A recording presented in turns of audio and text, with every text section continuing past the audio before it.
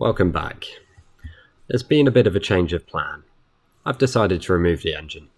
This is down mainly to three reasons. Firstly, I'm struggling to remove the cutlass bearing with the gearbox blocking access to the stern tube. Secondly, it feels like an opportune moment to give the engine a full inspection, a full service and a bit of a tidy up. Thirdly, I get to clean out, paint and maybe even soundproof the engine compartment. If you're under any kind of illusion that I was doing boat work in any kind of professional manner, this video will quickly dispel that. This does not go to plan. If you work in health and safety, you probably want to switch off now. Still here? Then prepare to feast your eyes on the spectacle of stupidity that is Sailing Donkey removing the Yanmar 1GM10 engine from an Akum de Mer.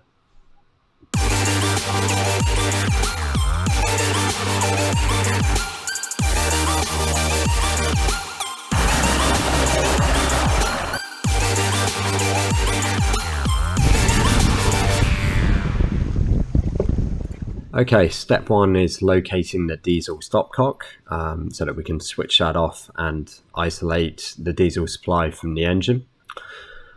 This will allow us to disconnect the supply and return lines without too much diesel pouring all over the place. What you can see here is the fuel water separator.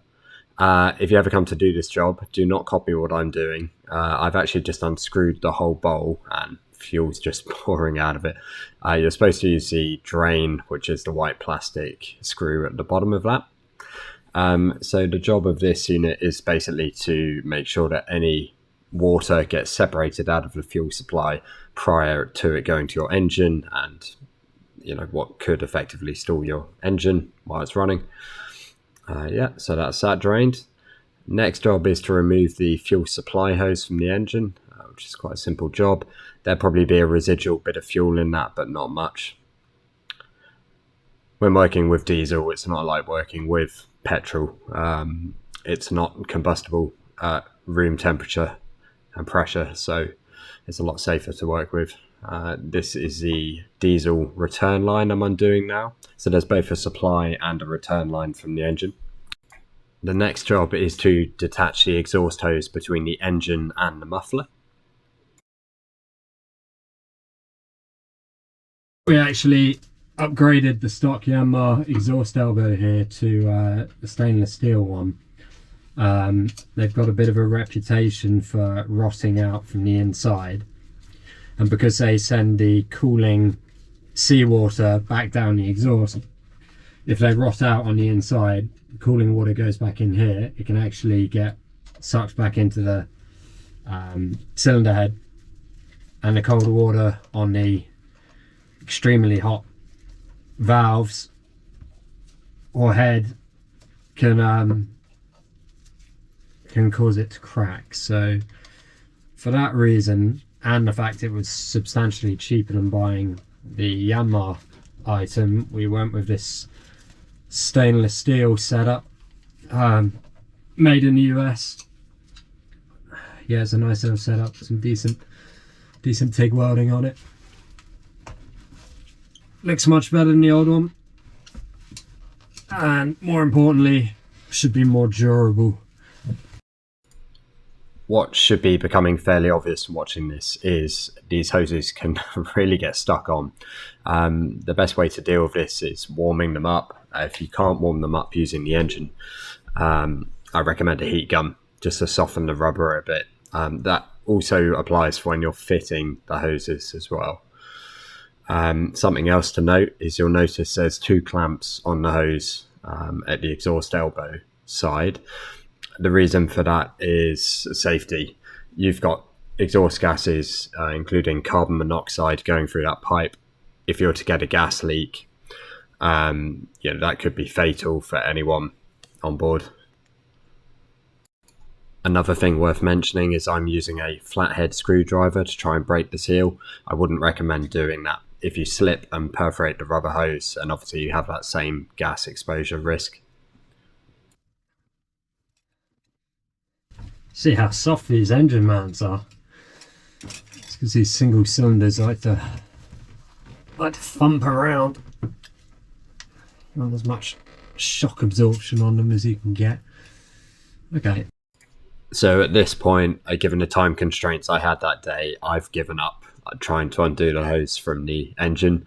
So instead, I've gone to undo it from the waterlock muffler, which is that stainless steel box you can see. That contains seawater that's been passed through the engine, pumped out of the exhaust, and it takes all the energy out of the exhaust gases and helps silence the exhaust. It's important to note that this should always be lower than the engine so that it doesn't flood the engine, and the pipe between that and the back of the boat should always have a vertical loop in it to stop it flooding from a following wave. Now comes the worrying job of disconnecting all of the linkages. Always a bit worried about this job because you never know whether things have been set to particular distances, well, they almost certainly have. So yeah, not overly looking forward to this one, but let's see how we go. This first linkage we're starting with is the gearbox linkage. So that actually connects to the throttle lever and controls whether you're in neutral, forward or astern. And apologies for the poor camera angle here, you can't really see what I'm doing. I promise it gets better in a second.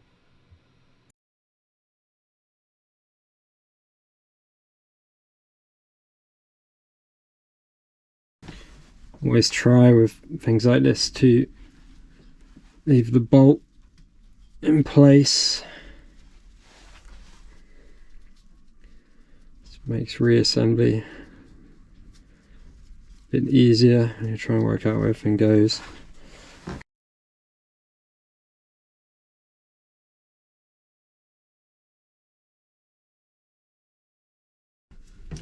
So this one's on some kind of sliding tensioner. What I'll try and do is retain its position, which should be obvious by where the bracket is clean, he hopes, because most things in this engine bay are fairly minging. One thing I will say here is while doing these kind of jobs, I drop an awful lot of bolts, nuts, washers into the bilge. And I am very, very fortunate that the bilge is only about 3 or 4 inches deep on this. If it was some kind of long keel boat where you drop things and they're gone forever, yeah, I'd be in trouble. But even here, I left this clip in so you can see how much fishing around I have to do. Which ultimately is completely pointless because the engine's about to come out. No!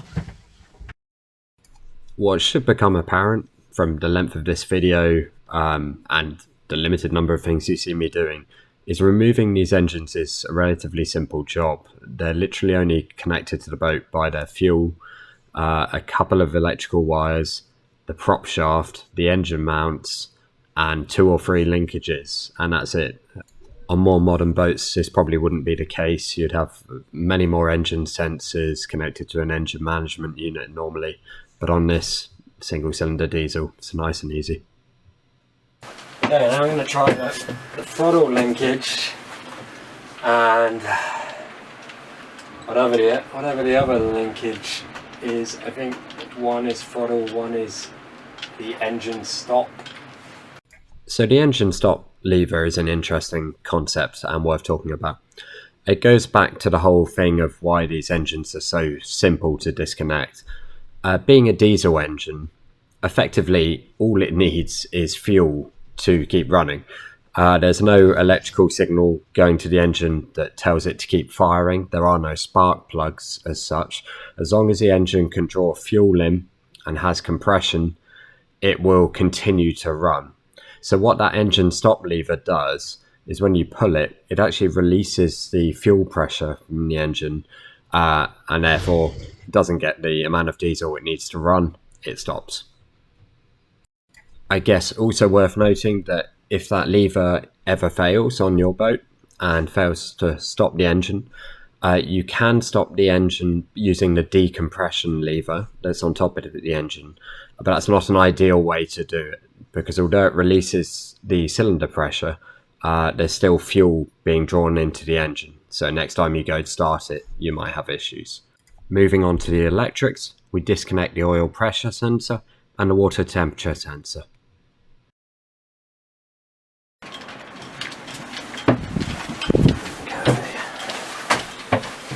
So we've got the earth lead here going back to the battery, and we've got the live feed going to starter motor.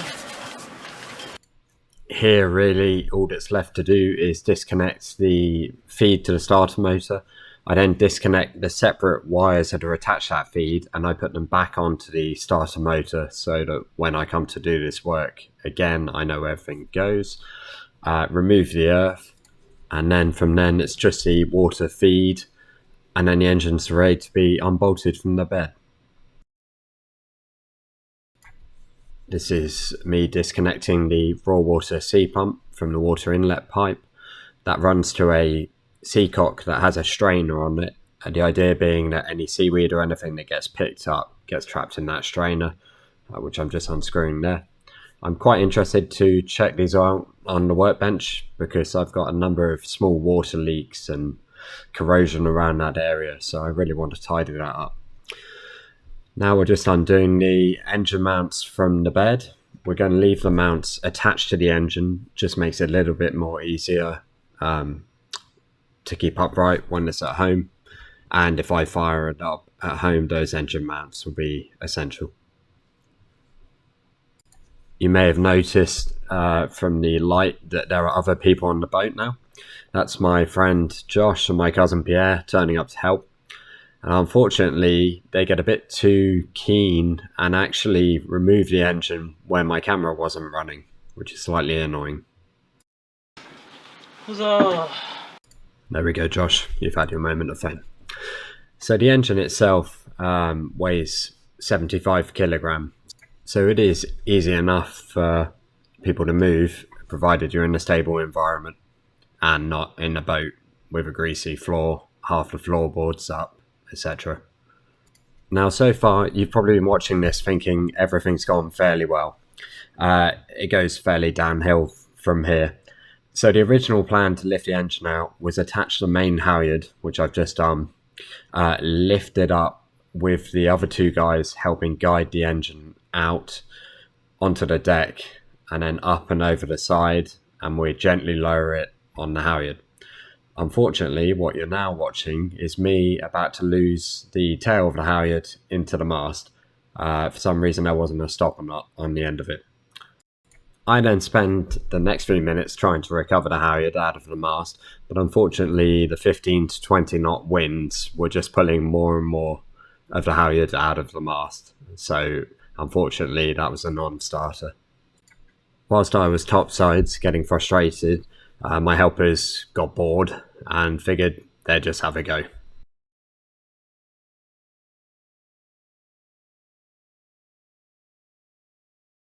Quite what possessed Josh to one-man the job when there were 3 adult men on board, I've got no idea. Perhaps Josh will let us know in the comments.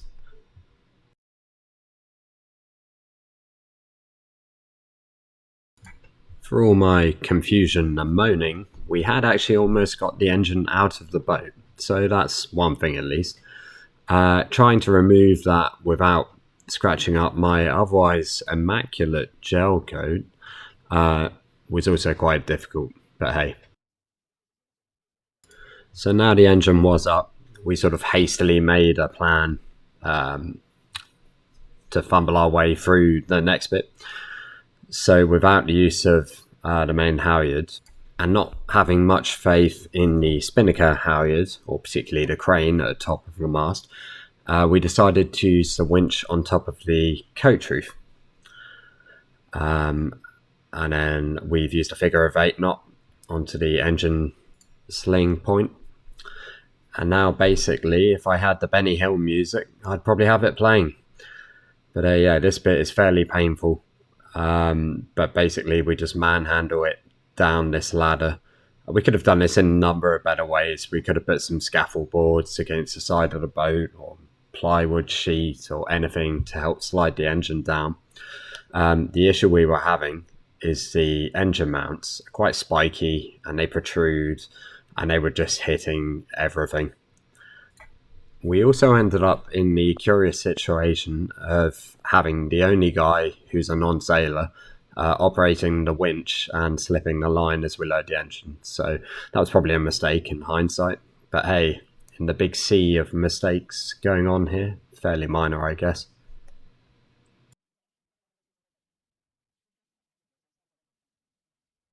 There were suggestions to use the boom to try and lower the engine, but I don't really see how that would have worked. Our gooseneck isn't in fantastic condition anyway, and the idea of dangling a 75 kilogram weight off the end of our fairly flimsy looking boom filled me with dread. Also, with no halyard remaining to actually hoist the end of the boom up, I think it would have just drooped anyway. There was also a suggestion we just lower the engine straight off the back of the boat, but I think any attempt to do that would have meant those engine mounts would have just dug into the side of the hull and just torn the gel coat up. So unfortunately, the latter ended up being our only real way of doing it. When it comes to hoisting the engine back onto the boat, will I use the same technique, perhaps with a smoother surface, to slide the engine up? I don't know, that remains to be seen. So with this job done, I'm wondering what to tackle next. There's a number of things I could do. I could start servicing the engine. I could remove the skeg and the rudder. I could carry on trying to knock the sensor out the front of the boat, or I could begin the big sand down and repaint inside the boat. I really don't know where to go next. Let me know what you want to see in the comments, I guess. And next time I'll try and stop my friends doing all the key jobs when the cameras are turned off. See you next time.